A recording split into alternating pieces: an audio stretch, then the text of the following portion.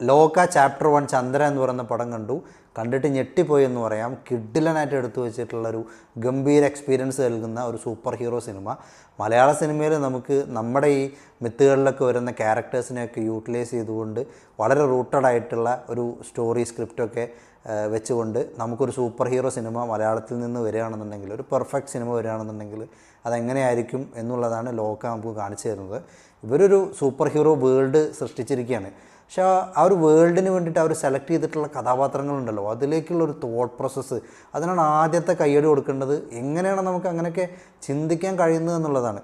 ശരിക്കും വളരെ ബേസിക്കായിട്ടൊന്ന് ആലോചിച്ച് കഴിഞ്ഞാൽ ചിലപ്പോൾ നമുക്ക് ഒരു എത്തും പിടിയും കിട്ടില്ല, വളരെ ഇല്ലോജിക്കലായിട്ടൊക്കെ ഫീൽ ചെയ്യും. പക്ഷേ അതിനെ അവരൊരു സ്ക്രിപ്റ്റാക്കിയിട്ട്, ഒരു വെൽ അറേഞ്ച്ഡ് സ്ക്രിപ്റ്റാക്കി മാറ്റുകയും, സ്ക്രിപ്റ്റ് മാത്രമല്ല ഒരു ലോകം അവർ ബിൽഡ് ചെയ്തിരിക്കുകയാണ്. ഇനി അങ്ങോട്ട് വരാൻ പോകുന്ന ഒരുപാട് സിനിമകൾ, ഈ ഒരു ലോകയുടെ ഭാഗമായിട്ട് ഒരുപാട് സിനിമകൾ വരാൻ പോവുകയാണ്. അപ്പോൾ അങ്ങനെ ഒരു വേൾഡ് ബിൽഡ് ചെയ്ത് വെച്ചിട്ടുണ്ട്. അതിന് വേണ്ട ഒരു വിഷൻ, അല്ലെങ്കിൽ അതിൻ്റെ ഒരു തോട്ട് പ്രോസസ്സ്, അതിനാണ് ആദ്യത്തെ കയ്യടി കൊടുക്കേണ്ടത്. ഇതിൻ്റെ സ്ക്രിപ്റ്റ് എഴുതിയിട്ടുള്ളത് സംവിധായകൻ കൂടിയായിട്ടുള്ള ഡൊമിനിക് അരുണും അതുപോലെ തന്നെ നടിയായിട്ടുള്ള ശാന്തി ബാലേന്ദ്രനും കൂടിയിട്ടാണ്. അപ്പോൾ ആ ഒരു സ്ക്രിപ്റ്റിന്, അല്ലെങ്കിൽ ആ ഒരു സ്റ്റോറിക്ക് അതിനെ ബേസ് ചെയ്തുകൊണ്ട്, നമ്മുടെ മിത്തുകളൊക്കെ ബേസ് ചെയ്തുകൊണ്ട് അത് സെലക്ട് ചെയ്യാനുള്ള രീതിക്ക്, അതിനാണ് ആദ്യത്തെ കയ്യടി കൊടുക്കേണ്ടത്. രണ്ടാമതെന്ന് പറയുന്നത്, നമ്മളൊരു സ്ക്രിപ്റ്റ് തയ്യാറാക്കി വെച്ചു, പക്ഷേ ഇത് സ്ക്രീനിൽ ഗംഭീരമായിട്ട് കാണിക്കേണ്ട, ഇതിൻ്റെ സപ്പോർട്ട് ചെയ്യുന്ന വിഷ്വലുകൾ വേണം, അതിന് സിനിമാറ്റോഗ്രാഫി വേണം, ബാക്ക്ഗ്രൗണ്ട് സ്കോർ വേണം, ഇതൊക്കെ വേണ്ടേ.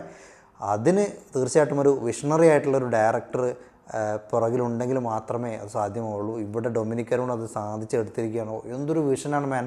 ശരിക്കും പുള്ളിയെ നമുക്ക് ഒരു സല്യൂട്ട് പുള്ളിക്ക് കൊടുക്കണം. അത്രയ്ക്ക് ഗംഭീരമായിട്ടാണ് എടുത്തു വെച്ചിട്ടുള്ളത്.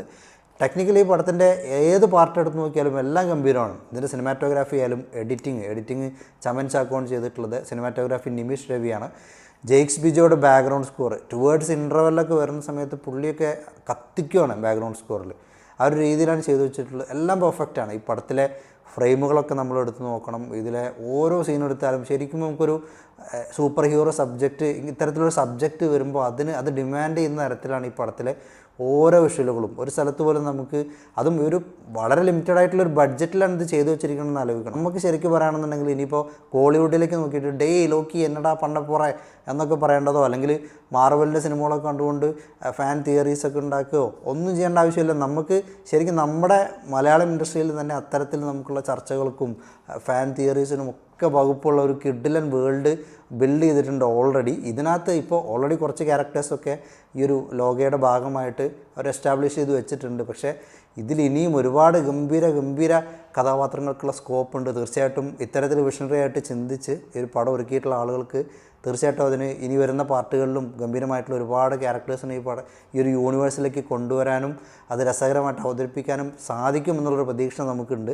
അപ്പോൾ നമുക്കും നമ്മുടെ ഇൻഡസ്ട്രിയിൽ നിന്നും അത്തരത്തിൽ ചിന്തിക്കാനും അതുമായിട്ട് ബന്ധപ്പെട്ടുള്ള ചർച്ചകൾക്കൊക്കെ ഉള്ളൊരു സ്കോപ്പ് വന്നിരിക്കുക എന്നുള്ളതാണ് ഏറ്റവും സന്തോഷകരമായിട്ടുള്ള കാര്യം. ഈ ഒരു സിനിമ സ്റ്റാർട്ട് ചെയ്ത് കുറച്ചങ്ങോട്ട് മൂവ് ചെയ്യുമ്പോൾ തന്നെ നമുക്ക് മനസ്സിലാവും ഇത് സംഗതി വേറൊരു കളിയാണ്, അല്ലെങ്കിൽ നമ്മൾ ഇതുവരെ കണ്ടിട്ടുള്ള ഒരു സംഗതിയല്ല എന്നുള്ളത് നമുക്ക് ബോധ്യപ്പെടും. പക്ഷേ ടുവേർഡ്സ് ഇൻ്റർവെൽ ഉണ്ടല്ലോ, ഇൻ്റർവെൽ പോർഷനിൽ വരുന്ന ഒരു ഇൻ്റർവെൽ പോർഷനിലേക്കുള്ള ഒരു ബിൽഡപ്പ് ഉണ്ട്, അല്ലെങ്കിൽ ആ ഇൻ്റർവെൽ ബ്ലോക്ക് ഉണ്ട്. ആ ഒരു ഭാഗത്ത് എത്തുമ്പോൾ, അല്ലെങ്കിൽ അതിന് ശേഷം പിന്നെ പടം അങ്ങോട്ട് വേറൊരു ലീഗാണ്, വേറൊരു തരത്തിലേക്കാണ് പടം പോകുന്നത്. ആ ഇൻ്റർവെൽ ബ്ലോക്കും ഞാൻ ഈ അടുത്ത കാലത്തൊന്നും വേറൊരു സിനിമയിൽ ഇത്ര ഗംഭീരമായിട്ടുള്ളൊരു ഇൻ്റർവെൽ സെറ്റപ്പ് കണ്ടിട്ടില്ല. അവിടെ നിന്ന് അങ്ങോട്ട് പിന്നെ ഇടവേളയ്ക്ക് ശേഷം വരുന്ന ഭാഗങ്ങളൊക്കെ ആണെങ്കിൽ വേറൊരു ലോകത്തൊക്കെ എന്തൊക്കെയോ കാണിക്കുന്നുണ്ട്. ഗംഭീരമായിട്ടുള്ള നമ്മളിങ്ങനെ അന്താളിച്ചിരുന്ന് പോകുന്ന തരത്തിലാണ് ഇതിൻ്റെ ഇൻ്റർവെൽ കഴിഞ്ഞിട്ട് സെക്കൻഡ് ഹാഫിലെ പോർഷൻസൊക്കെ വരുന്നത്.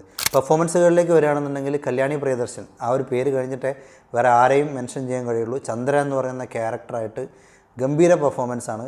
അവരുടെ ഒരു സ്ക്രീൻ പ്രസൻസ് ആയാലും ഒരു സ്വാഗ് ആയാലും ഒരു സൂപ്പർ ഹീറോ ക്യാരക്ടറിന് വേണ്ടിയിട്ടുള്ള ഒരു ടൈലർ മെയ്ഡായിട്ടുള്ള ഒരു നടിയായിട്ടാണ് എനിക്ക് തോന്നിയിട്ടുള്ളത്.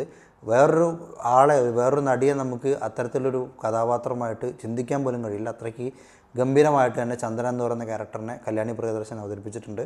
ആക്ഷൻ രംഗങ്ങളൊക്കെ നല്ല രസമായിട്ട് അവർ ചെയ്തിട്ടുണ്ട്. അതുപോലെ തന്നെ നസ്ലൻ്റെ റോളെന്ന് പറയുന്നത് കുറച്ച് കോമഡിയൊക്കെ വരുന്ന തരത്തിലുള്ള കോഴിത്തരങ്ങളും കാര്യങ്ങളൊക്കെ ആയിട്ടൊക്കെ പോകുന്ന തരത്തിലുള്ളൊരു ക്യാരക്ടറാണ്. നസ്ലൻ്റെ വളരെ രസകരമായിട്ട് വന്നിട്ടുള്ളൊരു ക്യാരക്ടറാണ്. അതുപോലെ തന്നെ സപ്പോർട്ടിങ് ക്യാരക്ടേഴ്സായിട്ട് വന്നിട്ടുള്ള ചന്തു സലിംകുമാർ മോശമല്ലാതെ തന്നെ ചെയ്തിട്ടുണ്ട്. അങ്ങനെ വേറെയും കുറേ ക്യാരക്ടേഴ്സ് ഉണ്ട്. ഇപ്പോൾ രഘുനാഥ് പലേരി വരുന്നുണ്ട്, നിഷാന്ത് സാഗർ വരുന്നുണ്ട്. അങ്ങനെ എല്ലാവരും നന്നായിട്ടുണ്ട്. സാൻഡി മാസ്റ്ററുടെ പെർഫോമൻസ് എടുത്തു പറയേണ്ടതാണ്. പുള്ളിക്ക് ഗംഭീരമായിട്ടുള്ളൊരു ക്യാരക്ടർ കിട്ടിയിട്ടുണ്ട്.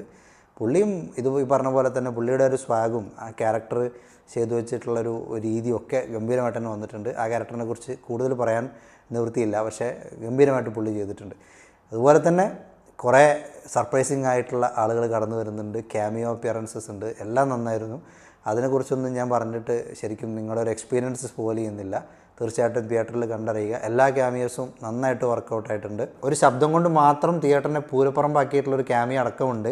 ആ ഒരു ക്യാമിയോ കണ്ടപ്പോഴാണ് ശരിക്കും എത്ര വലുതാക്കാൻ പറ്റും ഈ ഒരു യൂണിവേഴ്സ് എന്ന് ആലോചിച്ച് അത്ഭുതപ്പെട്ടു പോയത്. ഒരു ടൈലൻഡ് സീന് വരുന്നുണ്ട് സിനിമയിൽ, ഈ എഴുതി കാണിക്കലൊക്കെ കഴിഞ്ഞതിന് ശേഷം.